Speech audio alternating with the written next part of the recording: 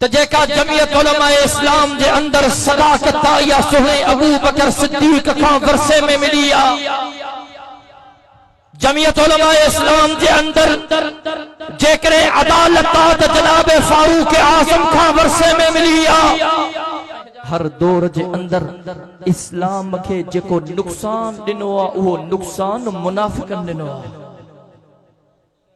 असन सिफन में मुनाफिक घिरी न बाबा मोहत मा तो अल्लाह से तू जो हां है कुरान टिकन दिया मा तू जो हां पर बुधो मुनाफिक जहन्नम के दरे में हूदो मुनाफिक था बचो मुजाहिद थो मारे तवज्जो कर मैं जिम्मेदारी सा गलहां थो।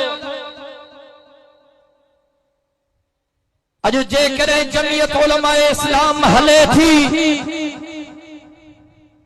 तो जेका जमियत उलमा इस्लाम जे अंदर सदाकत या सुहने अबू बकर सिद्दीक का वर्से में मिली आ।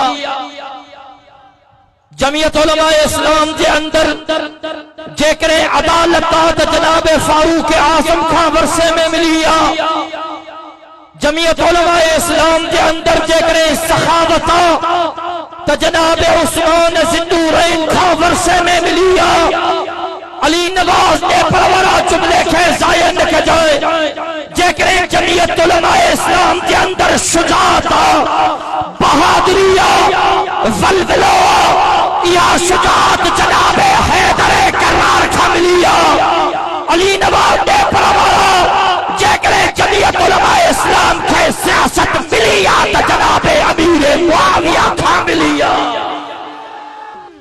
मुझो साईं एक वक्त में मुसल्ले जो इमाम बे हो मुझो साईं एक वक्त में उस्ताद बे हो मुझो साईं एक वक्त में मुर्शिद बे हो मदीने जो मीर एक वक्त में बादशाह बे हो।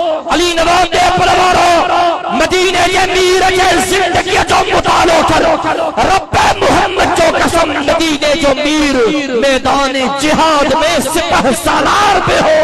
नारे तकबीर नारे तकबीर शाने मोहम्मद मुस्तफा। जमियत उलमा इस्लाम का ये वजूद में ना आया गल के समझो था ना बा ये का वजूद में ना आया सन ईस्वी 1600 जी गाला 1600 ईस्वी जे अंदर अंग्रेज हिंदुस्तान जे सरजमीन ते आया। अंग्रेज हिंदुस्तान अची करे आया तिजारत जे नाले थे बाबा साहब तिजारत करनी आ बाबा व्यापार करणो आ ईस्ट इंडिया जे नाले थे हिकड़ी उनन तिजारत जो नालो रखी करे उते बुनियाद विधो पर आहिस्ते आहिस्ते आहिस्ते आहिस्ते वञन पे अंग्रेज कंपनिन ते कब्जो कंदा माण्हुनि खे पंहिंजो गुलाम बणाईंदा वञन पिया वधंदा वधंदा वधंदा ठगा जो थी वियो तो सॼी इंडिया ते काबिज थी विया। उन इंडिया पाकिस्तान हिक ही हुई जुदा कोन थी ॻाल्हि खे समझजो। उन वक्त हजरत शाह अब्दुल अजीज मुहद्दिस देहलवी रहमतुल्लाह अलैह जन या सूरत हाल ॾिठी तो मौलाना अब्दुल अजीज मुहद्दिस देहलवी रहमतुल्लाह अलैह चयो त अंग्रेज आया तिजारत करना हा हिते अची करे ते असांजे मुल्क ते काबिज थी विया। इन जे करे हाने पंहिंजी धरती के इन यहूदो नसारा के पाक करनो आ।